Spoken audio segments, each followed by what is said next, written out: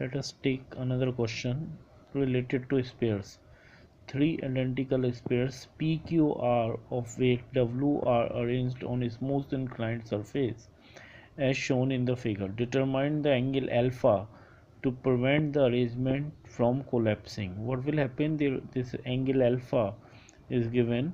So if this will come down, suppose alpha reduces, both this surface, this and this will come down, and the contact between these two spheres will be lost, and because of that this R will fall down.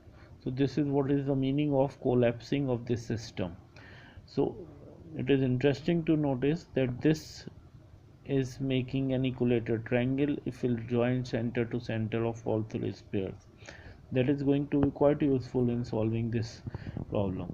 Let us understand the free body diagram of sphere R and sphere Q before proceeding further. So what is the FVD of this? So the reaction is coming because of P on R, because of Q on R, that is R1 and R2. The angle is going to be 30 and 30. Basically this is making 60. So this is going to be at 30 and 30, and weight W is acting downward. The FVD of this is shown. R opposite to R2 there will be a reaction on Q because of R.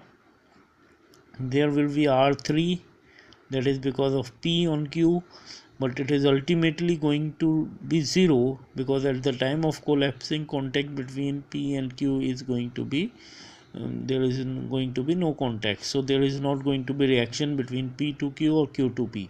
So R3 will become 0 at the time of collapsing.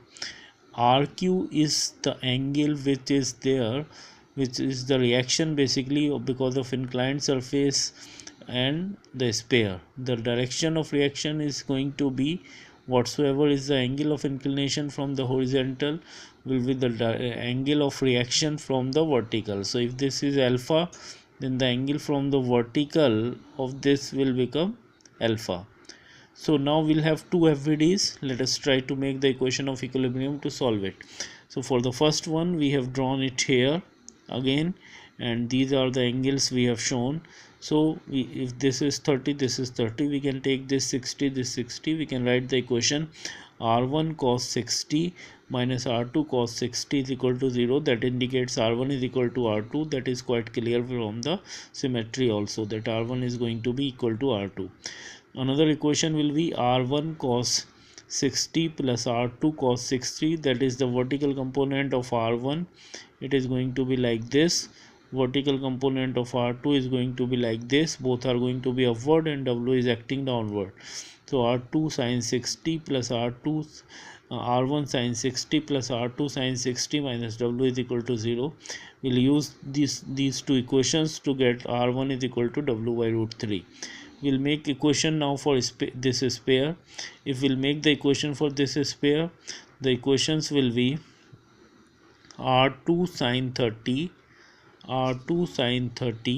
minus RQ sin alpha is equal to 0. R2 sin 30, because this angle is 30, so this side is going to be sine and this side is going to be cos side. So sine is the horizontal side, that is what R2 sin 30 minus RQ sin alpha. Again this angle from vertical is alpha, so the horizontal side will be sine and vertical side is going to be cos side, and based on the directions we can decide if arrow is like this, so this direction is going to be negative. It is from here to here, so that's why we have taken it here as negative.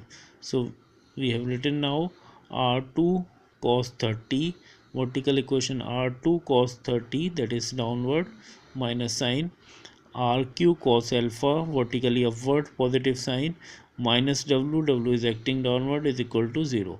If we'll use these two equation, write the value of R2 from here, we'll pick up the value of R1 is equal to R2 from here, keep it here, divide these two equation, keeping sine and cos on one side, we can determine the value of tan alpha as 1 upon root 3.